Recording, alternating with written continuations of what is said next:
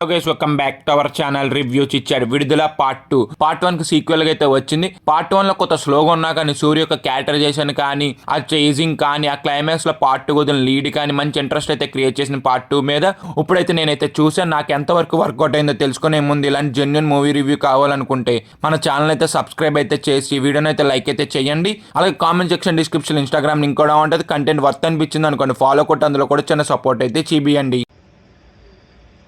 Okay, basic story line ఏంటంటే పెరిమర్ police దొరికిపోయాడు కదా, ఎలా తప్పించుకున్నాడు, అసలు పెరిమర్ ఒక బ్యాక్ స్టోరీ ఏంటి, అసలు మొత్తానికి ఏమైంది అనేది మనం మూవీ చూసి అయితే తెలుసుకోవాలి. ఓవరాల్గా ఈ మూవీ చూసాక ఏమనిపించిందంటే బాగున్నది. అలాగే ఫస్ట్ పార్ట్ బాగా నచ్చింది, ఈ పార్ట్ బాగా నచ్చింది అంటే మాత్రం నాకు ఫస్ట్ పార్ట్ అనేది ఇంకా బాగా అయితే నచ్చింది. ఇందులో కొన్ని సీన్స్ అనేది నాకు చాలా స్లో అయితే అనిపించినాయి. అబ్బా, ఇంకా మూవీలో ఒక కామన్ మ్యాన్ ఒక రెవల్యూషన్ స్టార్ట్ చేస్తే ఎలాగుంటది అనేది మాత్రం చాలా బాగా అయితే చూపించారు అనిపించింది వెట్రిమారన్ అయితే.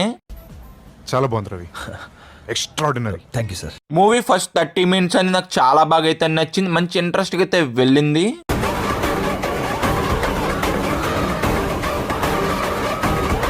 మూవీలో కొన్ని డైలాగ్స్ అయితే మాత్రం చాలా బాగా అనిపించింది. మెయిన్ గా పొలిటికల్ అండ్ రెవల్యూషన్ డైలాగ్స్ అయితే మాత్రం చాలా బాగా అయితే రాసుకున్నారు అనిపించింది. మూవీలో కొన్ని సీన్స్ బోర్ కొట్టినా కానీ ఆ సీన్స్ వచ్చే డైలాగ్ అనేది ఆ సీన్ నే ఎలివేట్ అయితే చేస్తే అదైతే మాత్రం చాలా బాగా అయితే అనిపించింది అబ్బా నాకైతే. ఇంకా మూవీలో ఫ్లాష్ బ్యాక్ స్టోరీలో కొన్ని సీన్స్ అయితే మాత్రం చాలా బాగా అయితే చూపించారు అబ్బా, నాకు చాలా బాగా నచ్చిన ఆ సీన్స్ అనేది. ఇంకా విజయ్ సేతుపతి యాక్టింగ్ అనేది టాప్ నాచ్ ఉన్నది.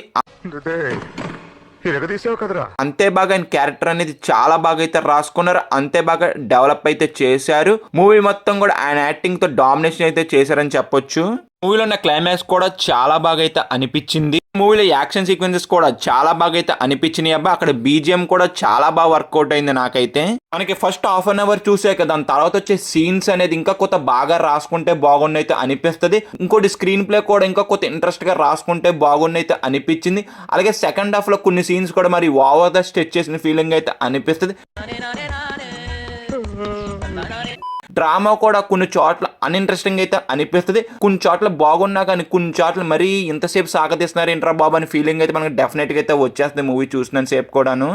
ఈ మూవీ చూసాక నా ఎక్స్పీరియన్స్ అయితే, మూవీ మీరు చూస్తుంటే మీ ఎక్స్పీరియన్స్ కూడా కింద అయితే డెఫినెట్ గా కామెంట్ చేయండి. సెకండ్ హాఫ్ లో కొన్ని సీన్స్ అయితే మాత్రం వెట్రిమారన్ తప్పించి వేరే ఒక్కళ్ళు ఎవరు టీని అంటే బాగా అయితే అనిపించారు. కొన్ని సీన్స్ కూడా అంతే బాగా స్టెచ్ చేసిన ఫీలింగ్ అయితే అనిపిస్తుంది మనకి మూవీ చూసినంత సేపు. ఇంకా పర్ఫార్మెన్స్ వైజ్ అయితే మాత్రం అందరూ కూడా చాలా బాగా అయితే చేశారు. మెయిన్ గా విజయ్ సేతుపతి అయితే మాత్రం